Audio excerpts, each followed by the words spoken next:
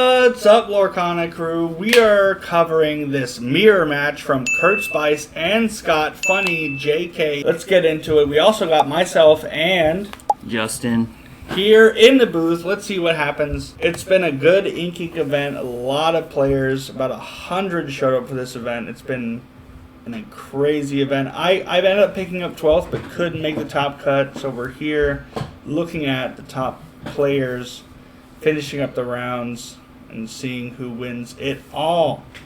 At a 3K, it's a lot of money. It is a lot of money. Well, it is a lot of money. Did you expect to see green steel being so strong coming into this meta? Because I did not see it coming at all. I did not.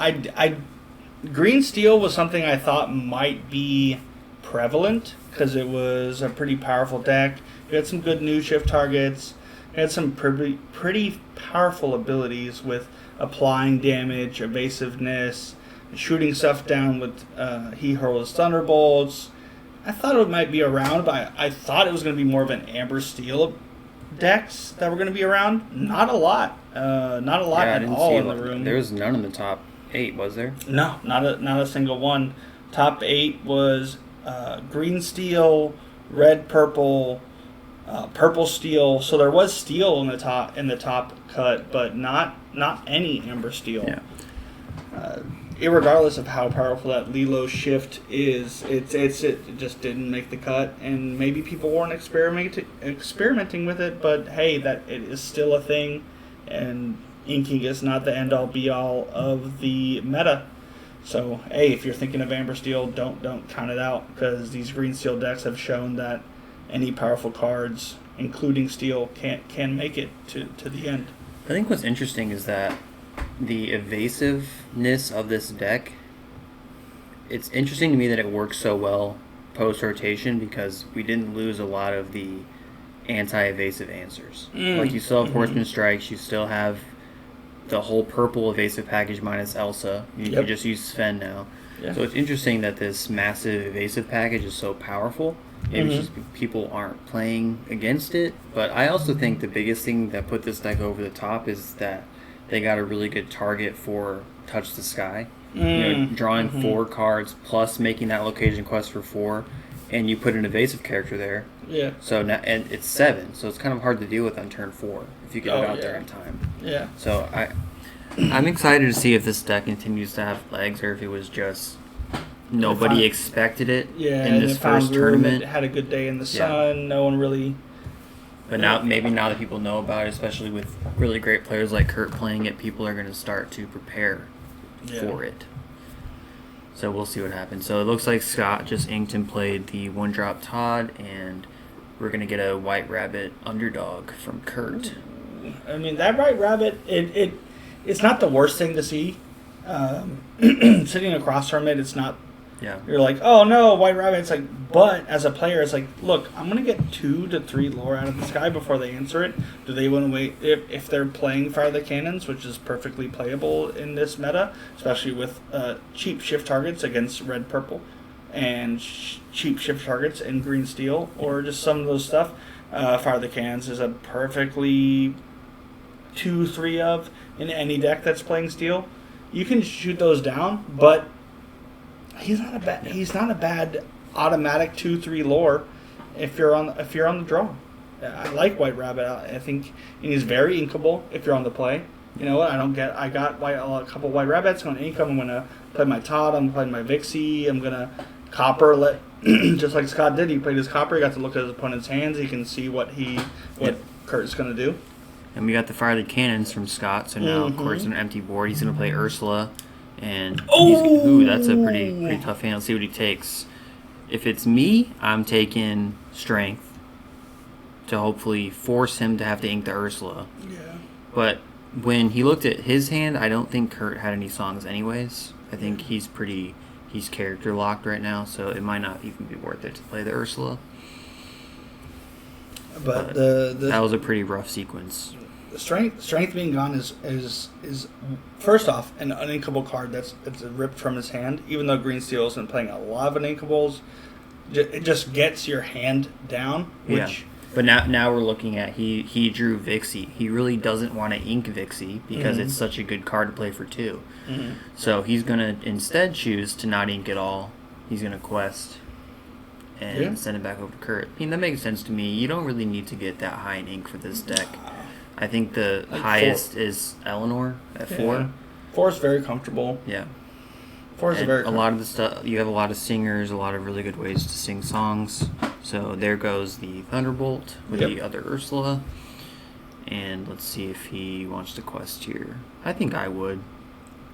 There's virtually no chance he's gonna swing unless he shifts the Todd and Copper. The Todd and Copper, which he doesn't currently have. Yeah. So which Kurt knows because he got to look at his hand. He got to look at his hand. Yeah. Looks like he drew Lenny. If I'm seeing the border right. Yep. Hey. There's that Lenny. I mean, we already. Both opponents are totally scoping out each opponent's hand, each turn, which is like early enough. Like, once you get a couple peeks, you know if you're a skilled player, you know what each opponent's doing. Once you ink and play either one color or 2, you can kind of scope out, even without looking at your opponent's hand, you can see what they're about to do. But with this mirror match, each opponent is being able to see what their opponent is doing each and every time, even after the draw, which is super helpful. Being fully informed, both sides of the coin, is very important. Just what's on the board now, we've looked at each other's hands 1, 2, 3, 4 times. I don't know if it's gonna make a splash, but I built a deck like this, and I'm playing the Copper shift. Because we're already playing the 1-drop Copper just to have another way to shift the Todd and Copper team. Yep. But the Copper itself shift makes all your evasives quest for 1 more. Which is huge. It quests, which is huge. Yeah. Like I've won several games with that, with the reach you get from that. But I don't know if it's worth the slot because you have to cut other stuff that could be better. Yeah, and both players are stepping into this inking format where a lot of players are playing the spiciest of spice because no deck has been established as the top 3 or the top 2 of the format. So everyone's playing as much interesting things as they can leading up to this event. So Kurt did play the shift the target for all of his shifts without shifting it. He's got a decent board. Still fine. Still got a decent board, but it does make Scott afraid to quest the Vixie because now it's just a free trade. Yeah. But there's the Angel, and he's going to take out the Lenny. Yeah. Which is good, Lenny doesn't seem like a lot on the surface, but questing for 2 in a turn is really good. Yeah. And being able to sing multiple songs in a turn is really good. I think Lenny is better than the card reads sometimes. Sometimes you look at it and it's just you're looking at it like it's another Ursula that's just going to sit there and do nothing.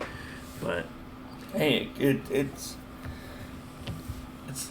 solid. Yeah. It's super solid. Plus, it's always nice to see more toys.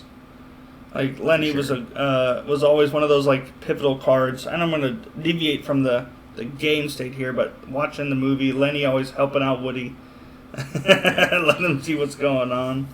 It's always a good. Oh, Vixie's gone. Yeah, this is pretty rough. Now he gets to discard, and this is rough. Yeah. That was the turning point for sure. The angel is always a turning point in steel matches, especially. Yeah, and Scott saw it. He's done. He's ready to go to game 2. Yeah, Scott's a very skilled player. He's a member of the inking team, and he has a ton of practice with his squad. A full squad of very skilled players, and when the writing's on the wall, the writing's on the wall, and you don't want to expend that mental energy. I know some people view scooping as like, I'm just gonna scoop whatever, like just as a disrespectful play. But sometimes, and not saying that Scott did that at all. It's just sometimes the writing's on the wall. You gotta scoop, save that mental energy, move on to the next game. I think based on the board state, and he knows they're playing almost a 60-card mirror. Yeah. He knows what his outs are, and they were very. Even if he found Todd and had a strength, it's only doing 2. Mm-hmm.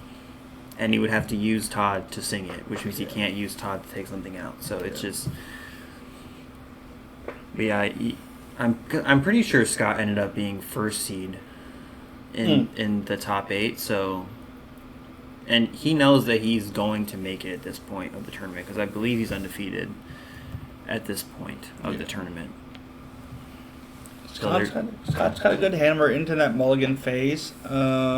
Each card is super important.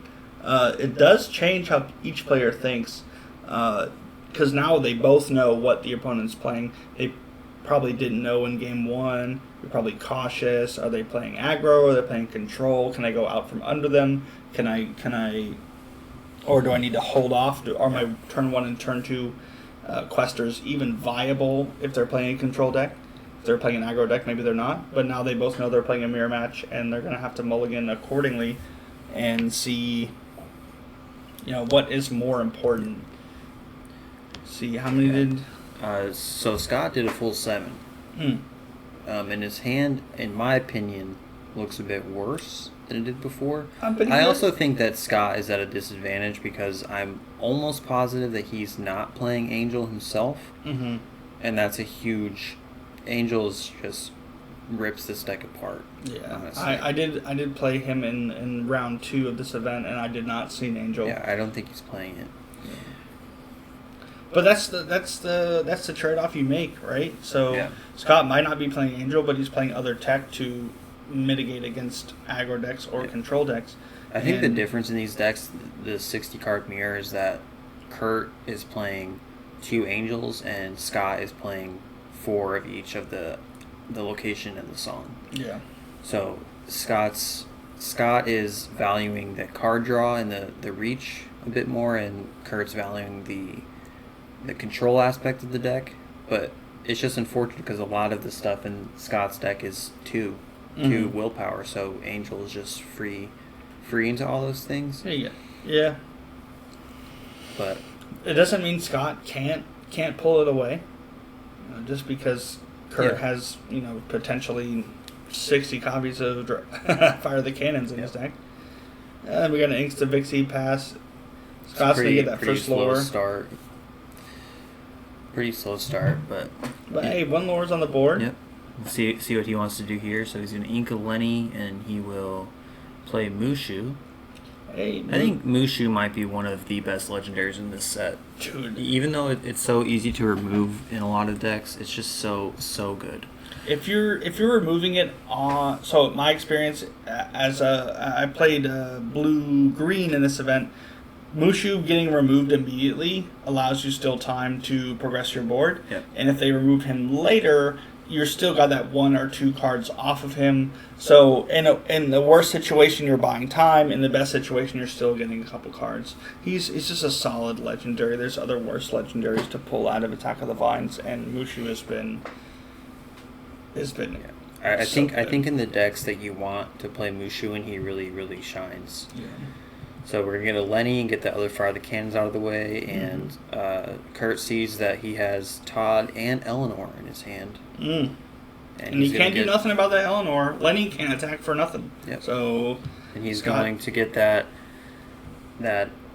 quest in, get the card draw, and we'll see what he wants to play here. So I think he's going to go another Mushu. Okay. See if he inks and plays this really nice DLC Pegasus. Ooh. So I think he's definitely telegraphing that he just wants to drop the Eleanor and go. Pressure. And Kurt has such a big hand that those Mushus are just they're just card draw for Scott, and he's already so far ahead. It's 4-0 and lore wise, so Scott is well positioned. Yep, but we're gonna get the Angel out and get one of the Mushus off the board. So be able to get one off of it. The Todd will be traded into, unfortunately.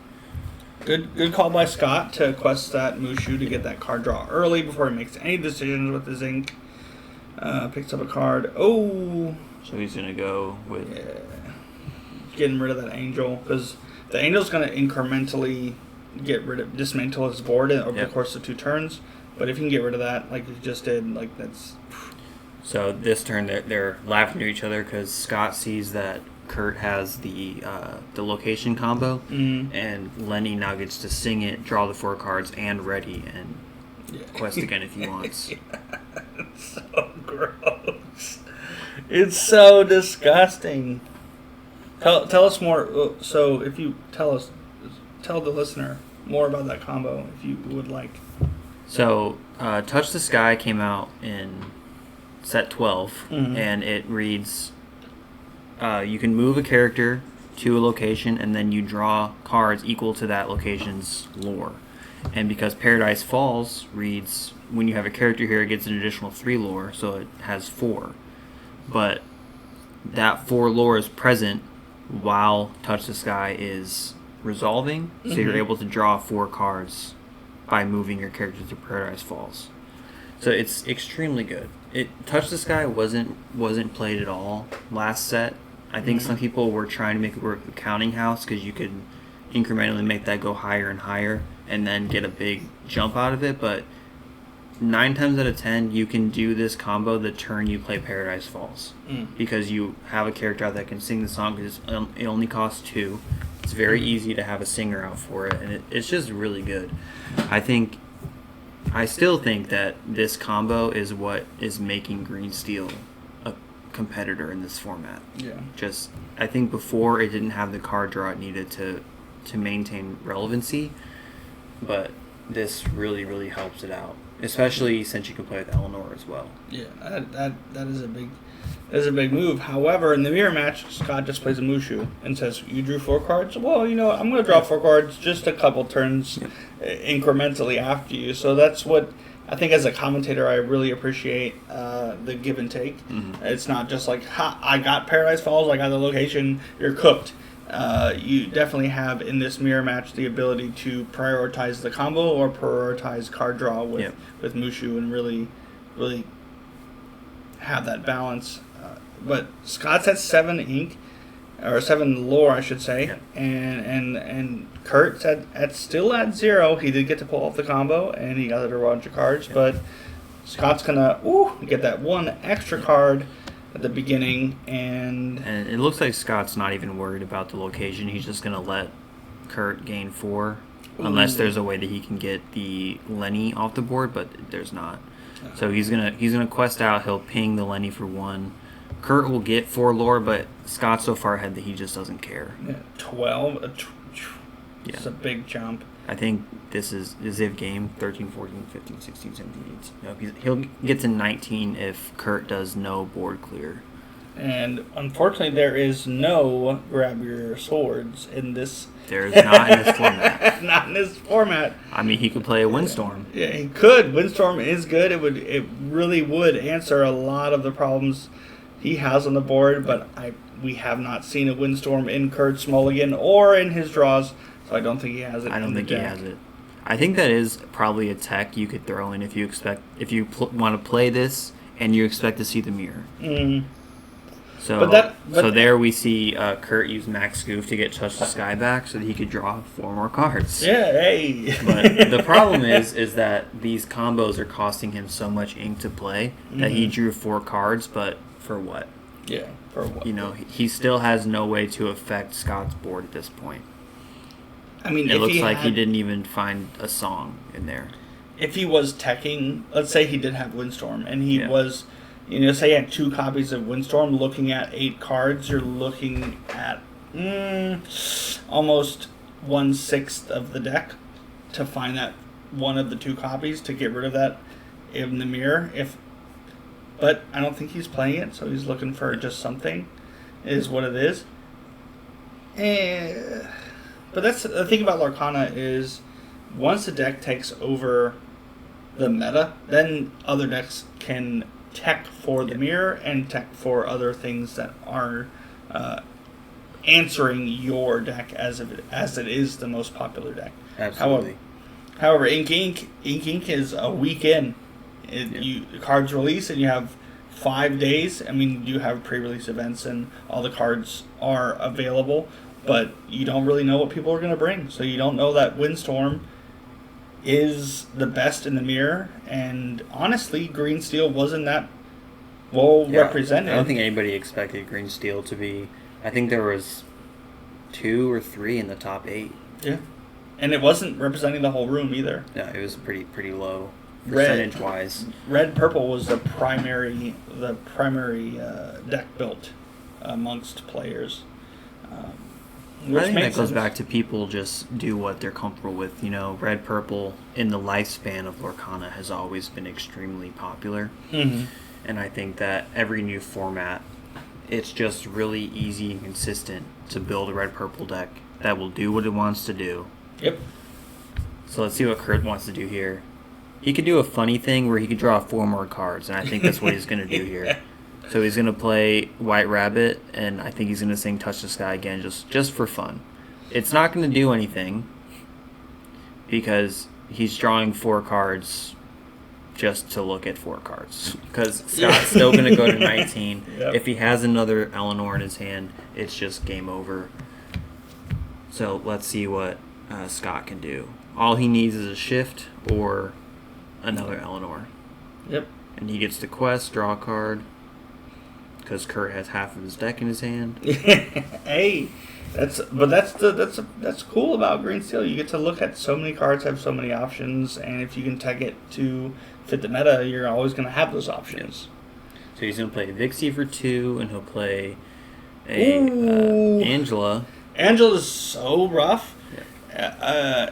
It's not the best card if you're behind, but if you're ahead, oh my goodness, Yeah. the It gives resist. you a really good trade for sure. Yeah, it definitely helped against when I played him. He played a couple copies of it, and he was able to trade into some of my characters that had high attack, survive, and trade into another character, and really just. I think he's going to do it again just for fun. Yeah. 19-8. I don't know what you got, but hey, touch this guy. Let's touch it. He's going to look at all of his answers that he can't play just to see what he could do if he had the ink for it. Hey. But it's all in good fun. You can tell that they're just joking about it. Scott's having a great time. It's what I love about Lorcana is the community and the players are so friendly and so open and so inviting, and when you're in a position like Scott where you're clearly ahead and Kurt's behind, both players can have fun and just enjoy the fact that they're playing the game, and they've both sat through a full day of Lorcana, and they're still sitting and laughing and enjoying their time. Was it 7 rounds or 8? It was 7 rounds to cut to top 8. So this is the final round before top 8. Is it? It's interesting. If it is 7 rounds, it's interesting that they both decided to play this match because I know they were both in the top 8. Yeah, they were. So they probably could have just tied or drew to get in, but I think Scott probably wanted to play because he wants first seed, which I think he ended up getting. So we'll see how game 3 goes. Looks like Scott showing him something on his phone there. I think Scott ended up getting 2nd or 5th. I'm not sure. So my record was cut the top 8. I got 12th and lost to 2nd and 5th. And I can't remember if Scott. I did lose to Scott, and I can't remember if he was 5th or 2nd going in top 8. So, going into top 8? I believe he was first going in top 8, but I think he got 5th overall. Either way. Yeah. Either way, you had a really good run. Either way. Yeah. No, it was a great run that day. I had a great time. Got a lot of content. A couple of views on the channel. If you don't know, we got Instagram, Facebook, TikTok, all the things up available to check out on our short form content. Feel free to check us out. But we're getting into this final game. Kurt will be on the play. Yep. Taking a little swig. Ready to get into it. Here we go. We're going to cut some decks. We're going to get into the mulligan here. And contrary to popular belief, mulligan is one of the most important parts of the game. I know a lot of players that I've seen that don't really know how to address what cards they get and what to put back. I think it's also very important in games 2 and 3 after you know what your opponent is playing. Like, I think a lot of newer players don't adjust their mulligan strategy. They know what their deck is supposed to do, but they don't know how to adjust to what their opponent is doing. So if you lose game 1 and then mulligan the same way, you're probably going to lose game 2 and 3. Yeah. So players at the top tables will mulligan completely differently than they mulligan in game 1 because they know what they need to do to beat their opponent now that they know what they're playing. Yeah. There's some players that like, oh, I know how to mulligan to appropriately address my strategy, right? So I knew I need to play this game in 1, I need to play this on 2. I'm going to mulligan to make sure I get this on 1 and 2. But sometimes your 1 and 2 needs to change based off of what your opponent's playing. As an old red-blue player, I know that I need to prioritize an aggressive attack strategy as opposed to a ramp strategy against certain decks that are maybe faster or slower. These guys, they're going to game 3. This is that gamble where do I mulligan to address the fact that my opponent got the God Hand, or do I mulligan to get the God Hand myself? It does. Unfortunately, in this case, Kurt did aggressively mulligan, and he still didn't hit a 1-drop. Yeah. So, but I do think these decks are only playing Todd and Copper 1-drops, and the White Rabbit, but that's only if you're on the play or on the draw because it's an underdog. Which is helpful to either one. So Scott does have the advantage in the 1-2 exchange, turn 1, turn 2 exchange, where I have that extra White Rabbit to get 2 to 3 more potential lore, because Todd and Copper both are not evasive. So if I play that evasive turn 1 Rabbit, but it looks like it's not going to be an option. They both missed 1-drops. That's pretty interesting, but looks like any song that Kurt has is not staying in Kurt's hand. No, and he knows that, so he's going to have to ink it if he pulls it off the top, because there's no way he... I do think Scott for sure is going to rip 1 if he has any, so we'll see what he does here. It looks like he did draw a 1-drop Copper, so he could opt to play that so that he can shift and quest next turn, but it looks like he's going to go Ursula. Yeah. Ursula's a big body. She's a 1/3, so unfortunately, no songs. He does have that the Mother Gothel action, which is pretty cool, especially with Angel, because you get to ping for 2 and then pay 2 out of your discard to ping another 2. Yeah. So that's pretty good with Angel. I'm not sure if it's good enough in my opinion to make the list, but Kurt is a much better player than I am. So he probably knows a bit more than I do. Yeah. But Scott has had two Ursulas, so he's going to have to play 1. It's a big body. It's not necessarily a big body for a later game, but a big body in the earlier games. So 1/3, it's going to quest for 2 on the minimum in the mirror match. So pay 2, get 2 lore. Essentially, is not a price that most players aren't willing to pay. So I think Scott is debating if he wants to ink his Ursula, which right now probably is not a terrible idea. He knows Kurt doesn't have a song, and the chances that he drew a song are pretty low. So he's going to ink the Ursula, and we'll see. Oh, he took it back. Yep. All right, he's going to go Copper. So he's going to see if there's a song, and now he's going to ink the Ursula. Yep. That's one thing I like about Lorcana is there's no steps and phases. You don't have to ink before you play. You don't have to play before you ink. You can play ink. Oh, and there's the shift. Oh! Yep, so he played the Copper, and then he just shifted early. So now we'll see what Kurt wants to do here. Does he prioritize that card draw, or does he prioritize answering that evasive 3/3 that, to be honest, Kurt doesn't have too many answers for? We haven't seen...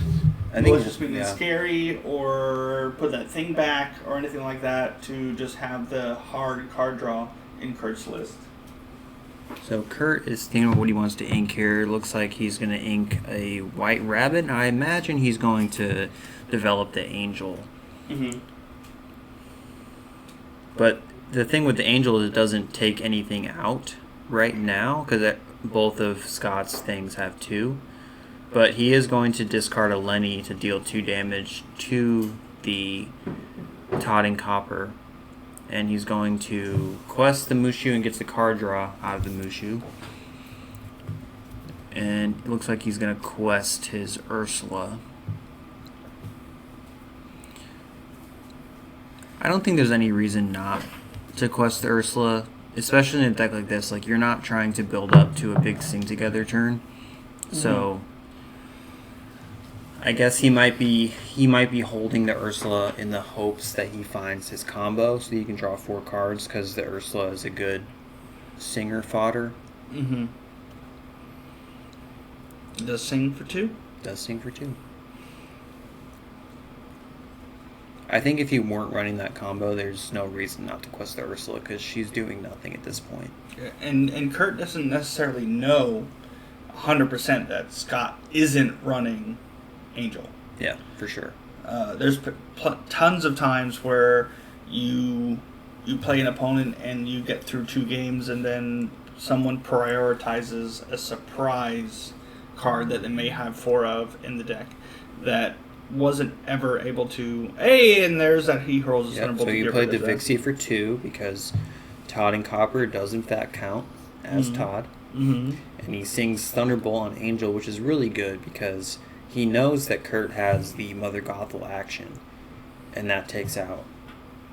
It's just a super strong play if he can pull it off. But it does look like so I think he's just going to ink the action because he doesn't have the Angel double effect. But not sure what his optimal play here is. So he has the Mother Gothel action of Mushu, looks to be an Angela, and the Todd and Copper shift. I think Angela in Scott's list is more of a preparation for red purple. Probably, yeah. But he definitely can use it as a surprise. I mean, if you can use that Todd and Copper to answer the opponent's Mushu as their primary source of card draw in the mirror match, and you can use it as a resist to trade in exchange. Oh, and there goes that. So he's going to play the action on the Todd and Copper to get it out of the way because he doesn't really have an effective way to get rid of that evasive character, and the Vixie can't take out the Mushu on its own. So I think that was a really, really smart play on Kurt's part because he really needs to keep that Mushu around to continue drawing cards and staying in this game. Yeah. However, Vixie plus Angela does take out Mushu. It does. It does, and survives. But I don't think Scott's going to see another Angela in the top. Oh my goodness! There he goes. Plays another. What have you done? He inks Mushu, quests Mushu, and now he'll get to draw 1 for the Mushu. That's another one of those benefits of Lorcana, where you get to do your turn in the effect in any way that you'd like to. You can ink, play a song, then ink, draw, then pass, then attack. Then it just allows for. There's the Angela. He does have the Angela. There it is. Spoken to existence. What a great trade. Now he's got the board on his side. He's at the same exact card plus an Angela. Very good.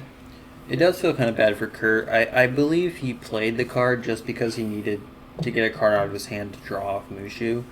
But it sort of makes that action feel useless because he was just going to trade into the Mushu anyways. Yeah. And it wouldn't have survived even if he didn't do that. So Kurt's going to play the Todd and Copper on its own, and we'll see what he plays here next. Yeah, Scott looks like he's going to go with Eleanor. Yeah, get a shot and down. he'll pass.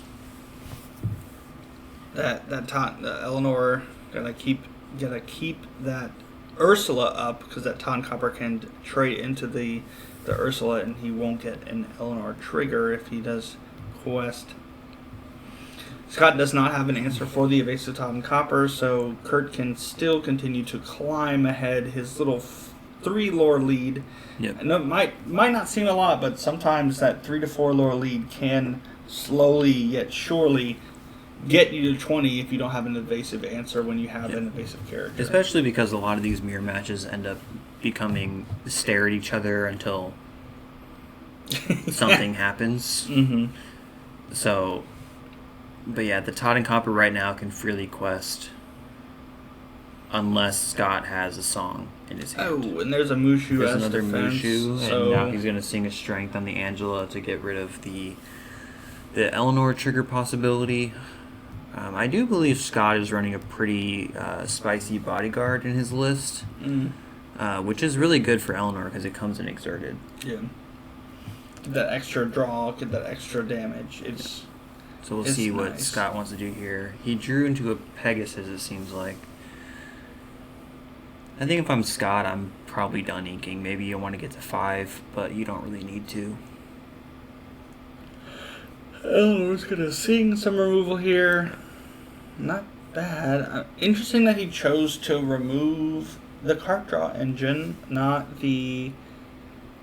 I think he's realizing that unless Kurt has a Thunderbolt or a Bolt of his own, the only way to get rid of this Eleanor right now is to double swing. Board. Yeah, trade the whole board he currently has, yeah.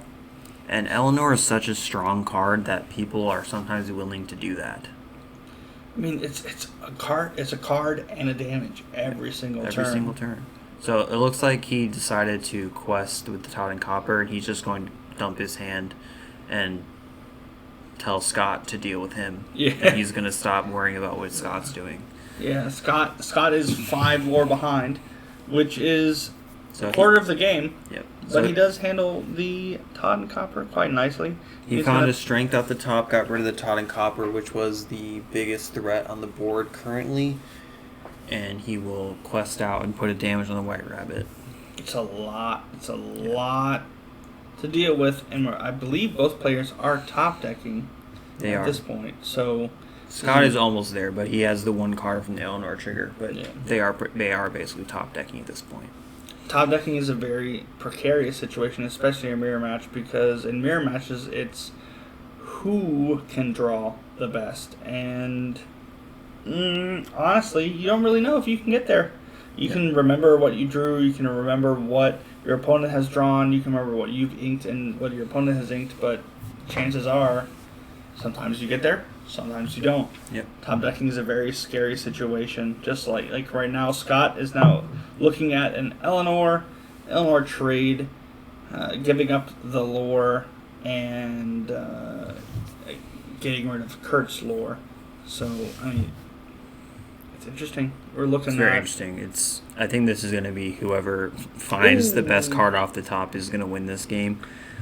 Right now, he sings Strike a Good Match. He's going to take the best of those 2 cards he's looking at. Yeah. And sometimes top decking, that Strike a Good Match says, I got a bad card, I get to find a better one.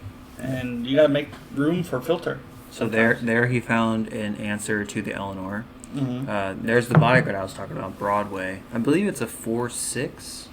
It's a big boy. And it quests for 2, which is pretty good, but it does have that. The downside of it gets locked down if you have 3 more cards in your hand. But no one's got 3 cards. As Scott is top decking, that does not matter. The mathematically, if you're looking at a typical game of Lorcana, if you're looking at 1, 2, 3, 4, 5, 6, you're inking each individual turn. The Broadway or the Lexington don't really matter that much because you're inking, playing. So Broadway is most often going to be able to be exerted. I think right now they're going to start to exert a lot of pressure on Kurt because they're 4/6s. He has 2 of them now. They both get to ready, quest for 4 each turn, and Kurt has virtually no way to deal with it because he has 1 card. And it's an Angela, so he can either decide to play the Angela and swing the Vixie for 3, so he's going to swing for 5 into. Oh, that's interesting because Angel actually doesn't get banished here because she gets the resist. Yep, with no cards in hand. I do believe she should still take 2, though. I'm not seeing it marked.